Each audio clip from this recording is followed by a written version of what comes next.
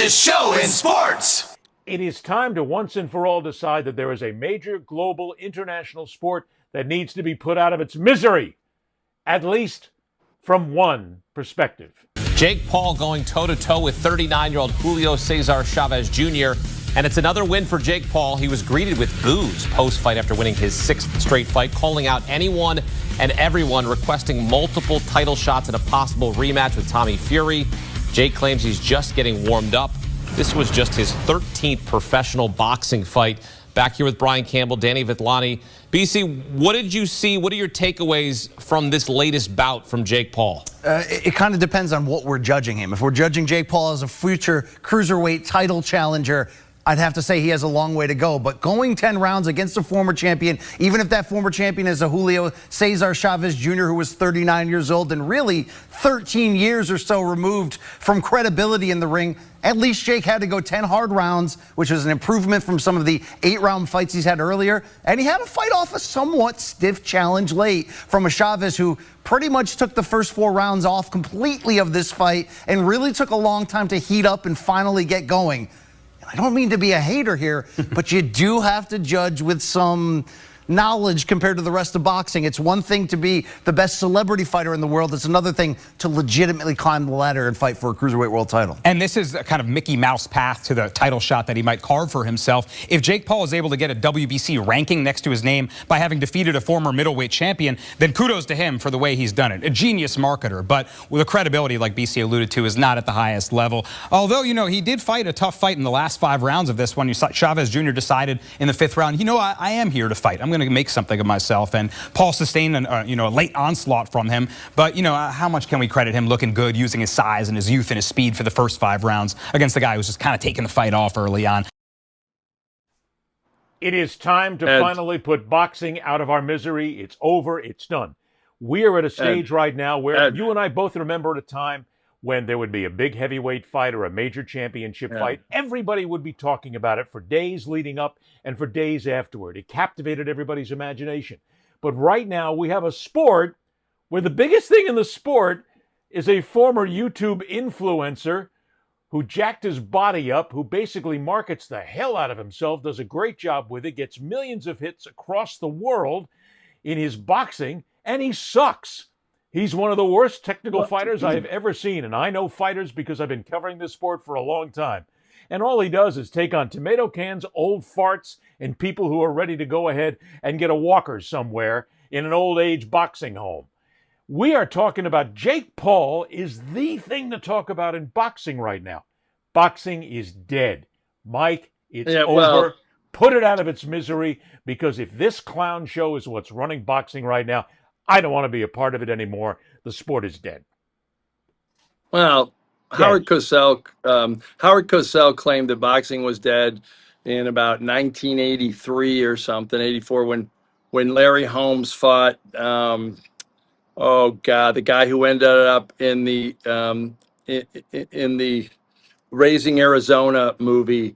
Not you know who I'm thinking. The guy who gets blown up at the end. Tex Cobb, I think. Tex Cobb. Tex Cobb fought Larry Holmes, and it was such an and Howard Cosell during the fight says, "This is an abomination I've never seen. I can't do this." And like, he literally never did another fight after that, and he said boxing was dead. Of course, that came out. That came before Sugar. Some of the great fights of the '80s.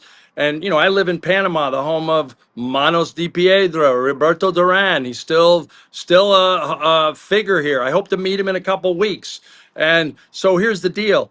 I don't think boxing is dead. I think that we're in a new world where it's not even boxing. And by the way, we will lose anybody that watches the YouTube feed. We will lose every viewer we have, including people related to us, if you run that whole clip. If you should just kill that clip, actually, because it is so bad and so boring. It's worse than anything. It's worse than our worst exchange. It's boring. It sets everything up. Jake Paul is a joke. I love it when one commentator goes, I don't want to be a hater. But it doesn't even go ahead and be a hater. It's ridiculous. But it doesn't even tag the news of the day, which is he's going to be fighting Gervonta Davis, Tank, who is almost 100 pounds lighter than him, Well, and that's the even news of more. the day. And you're right. That's And the next so, thing to so, talk about. so people will watch a freak show now like they never could before. That's In the many point. ways, This when is a Barry freak Bonds show. came to the Jake Paul is a when Barry freak Bonds show. came, right.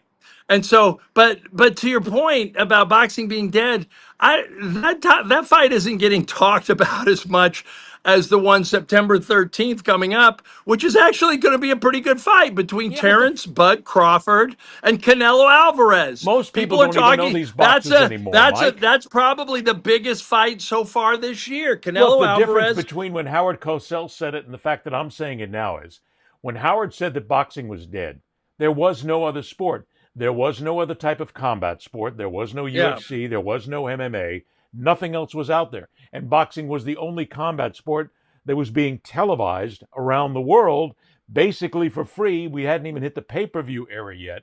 But now we have the fact that fighters are completely unrecognizable. You don't know who champions are. WBA, WBC, WBO, they've all ruined this thing over the years completely. The alphabet organizations made all their money and now they've walked away. Yeah. And you have people who have a chance to go, well, I don't want to see these guys. Here, let me go over here and watch MMA, which is human cockfighting.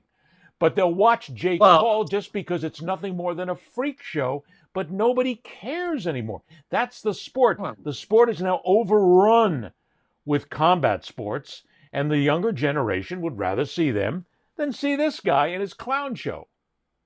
Yeah, but you can't. Yeah, you can't name a UFC fighter, a good UFC fighter right now either. I mean, No, you're right. I can't because I'm not a but fan. but the deal here, the deal with that is, there's more entertainment options. You know, the ratings that some of the sports had at some point in their, all sports had, are now being challenged by all these things.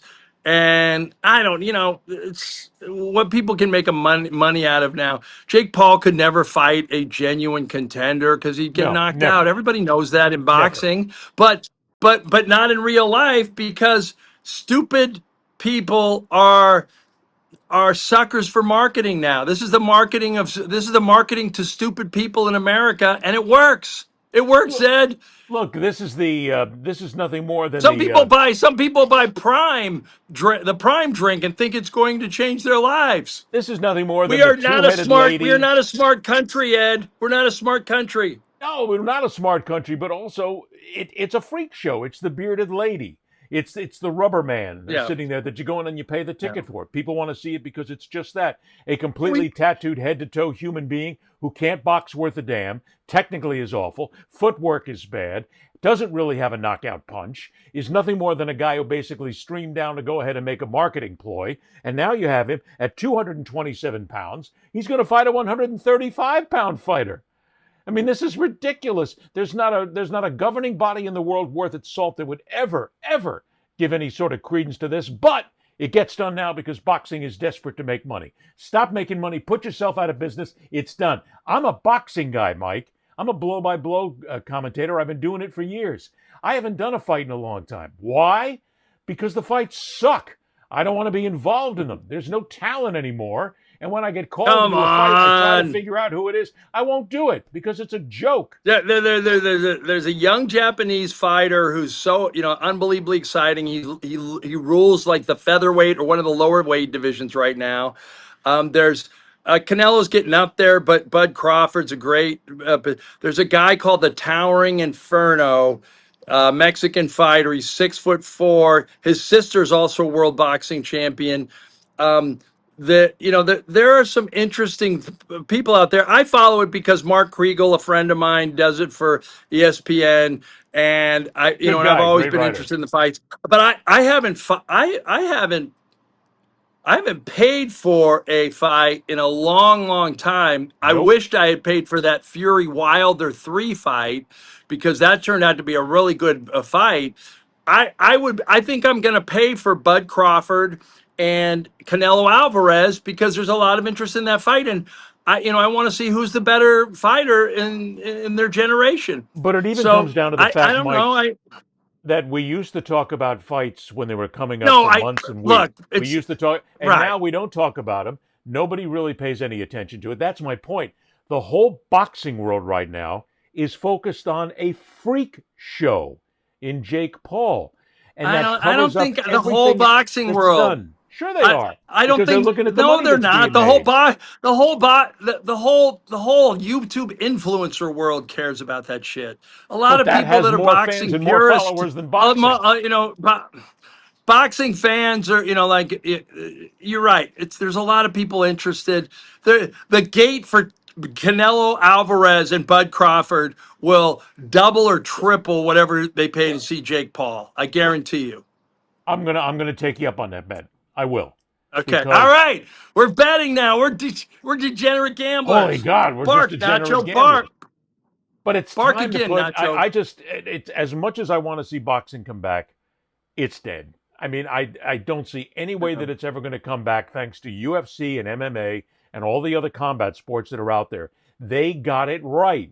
As much as I think Dana White and that whole crew are a bunch of con artists, they got it right. Yeah. They put it up there at the right time. They marketed it. They put it up there every week as a championship fight. They have blood. They have guts. They have people getting crushed. They have people getting beaten to the ground.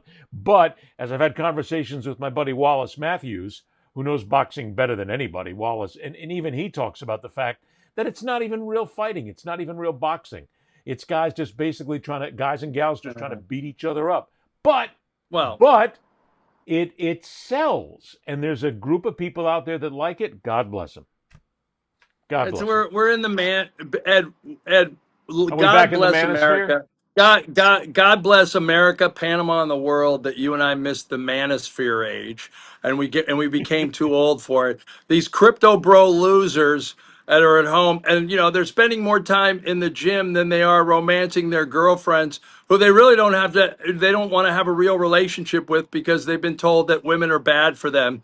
Like God bless us that we didn't grow up in an era in which you literally, like, the Tate brothers are a role model and Dana White is a role model. Like, these people are fake men. People, Mike, it's like me and you punching someone in the face and going, now I'm a man. Shut the you're missing the key point.